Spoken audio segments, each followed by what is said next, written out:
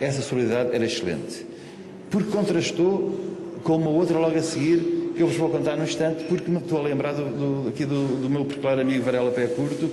Varela, lembra-se que uma vez houve um incêndio lá acima Vocês, como já viram, nós antigamente só havia incêndios.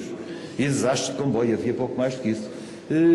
Lá acima, na Padrulha, um prédio qualquer que ardeu, que aquilo tinha pneus e jornais e não sei o quê. E o Varela Pé Curto foi fazer uma filmagem para a televisão e conseguiu fazer a filmagem na altura que o prédio veio por aí abaixo.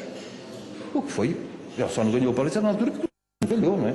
Porque realmente aquilo foi um fenómeno quase nacional. E vocês querem acreditar, nessa altura dizia o Jorge Castilho há bocado e o Varela que nós andávamos de táxi. Quando andávamos de táxi, eu estava lá, fiz a cobertura e houve um colega meu com quem hoje me dou lindamente, pedi-lhe para dar-me boia para a cidade. Não tinha lugar no carro. Eu depois vi passar só com mais 2 pessoas, ele mais outra pessoa no carro e mais 3 lugares. E vim a pé, lá acima da Pedrulha, para aqui, porque era assim que se fazia jornalismo. Trabalhávamos 7 dias por semana, não havia praticamente transportes e havia um empenhamento diário. Aquilo que há bocado Jorge Castilho estava a dizer que tinha feito, que hoje falhou 2 jantares para vir aqui, eu houve um dia que tinha 7 jantares. E vocês perguntarão como é que é possível um homem ir a 7 jantares. Pois eu fui a 4 e o João Bravo, que foi colega, camarada aqui do Jorge Castilho no Jornal Notícias, foi aos outros 3 representando e eu representava o João Bravo nos outros 4. E então comia a entrada num, o peixe noutro, a carne noutro e a sobremesa noutro. É para vocês verem o agitado da vida que era. E também cabe aqui uma palavra realmente, lembrando o que há bocado o Varela disse, às nossas famílias. Porque realmente eu hoje em dia, pegando nas agendas daquele tempo, não havia um dia único em que eu jantasse em casa. Era impressionante. Mas, quer dizer, vamos agora conversar, que é muito mais agradável do que estarmos para aqui a contar histórias. Acho que é muito mais interessante. Bom.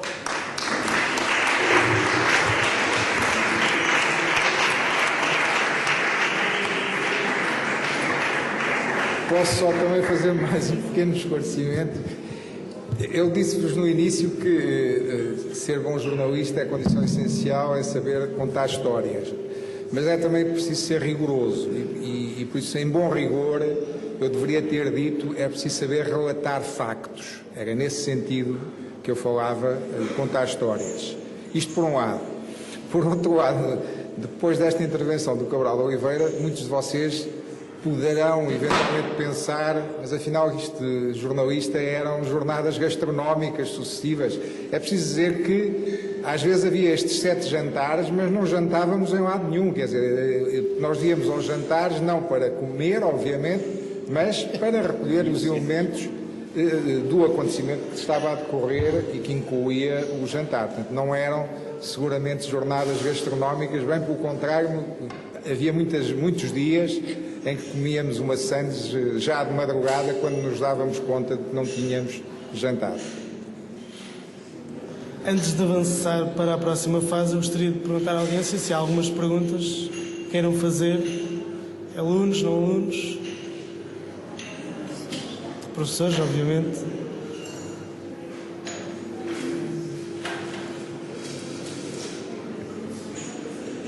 Então vamos apenas fazer mais umas perguntas.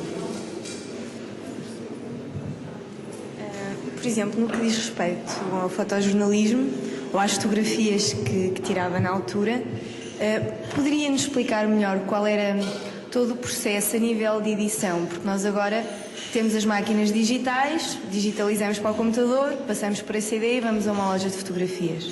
Mas antigamente era bastante diferente. Será que nos pode explicar como é que fazia as fotografias? Por favor. Pois era de facto, era muito diferente. As máquinas fotográficas utilizavam filmes. Inicialmente havia 2 tipos de filme, que era o ortocromático e o pancromático. O ortocromático podia ser revelado à luz vermelha, o pancromático só podia ser revelado à luz verde, da qual se via apenas o filamento da lâmpada. Por isso eu adotei o sistema de nem sequer ter lâmpadas verdes no laboratório. Revelado o filme, era necessário secar as películas.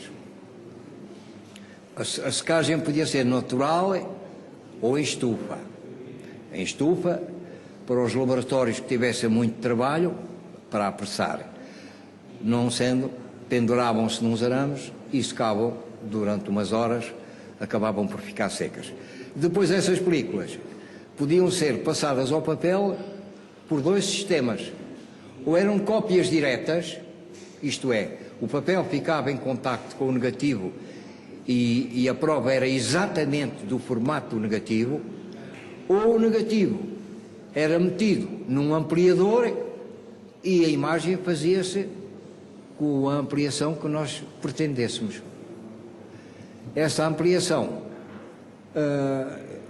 para ser bem feita, especialmente no que toca a fotografias de salão, isto é, as fotografias que eu sempre fiz, que posso, não pomposamente, mas que posso dizer de cariz artístico,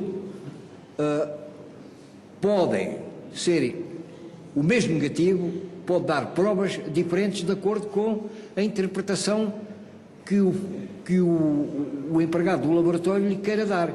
É por isso que é muito aconselhável que a pessoa que faz fotografias para salões de arte fotográfica imprimisse os seus próprios negativos para passar ao papel aquilo que tinha pensado, aquilo que tinha idealizado. E muitas vezes isso é fundamental, porque neste tipo de fotografias, para além daquilo que se pudesse fazer de intervenção direta do fotógrafo, a técnica também tinha a sua cota parte de importância. Eu durante muitos anos e ainda hoje concorri a salões de arte fotográfica, tive fotografias que correram os 5 continentes, fui concorrer a países onde politicamente não era correto, não era certo concorrer, como foi, por exemplo, concorrer a salões na União Indiana, quando perdemos Goa da Mão e Diu, quando Goa da Mão e Diu se integraram na União Indiana. Concorri com fotografias a Cuba, nos tempos já do Fidel de Castro, mas em que eu podia daí ter algumas consequências aborrecidas, e isso não me impediu, porque felizmente nunca ninguém me incomodou politicamente nesse aspecto, tive sorte. Até posso até posso informar que eu sou um dos 2 portugueses, tanto quanto sei, sou um dos 2 portugueses com fotografias impressas num jornal que se chamou Pravda e que era impressa em 14 línguas, e eu tenho um exemplar. Quando me perguntaram em que língua queria receber o jornal impresso, e eu disse que queria naturalmente com a língua do país de onde ele era originário. Não me interessava um Pravda em francês ou em inglês, de maneira que tenho lá, e sou um dos 2 concorrentes a um salão russo que tivemos fotografias impressas no Pravda. Estes concursos para mim também eram muito importantes, e ultimamente eu nem me posso queixar, apesar de já estar com menos atividade, não me posso queixar muito, porque aqui há anos atrás publiquei um livro que chamei Penacova, em português, francês e inglês, e agora estou a preparar um sobre a Lausanne, que é em português, espanhol, francês, inglês e alemão.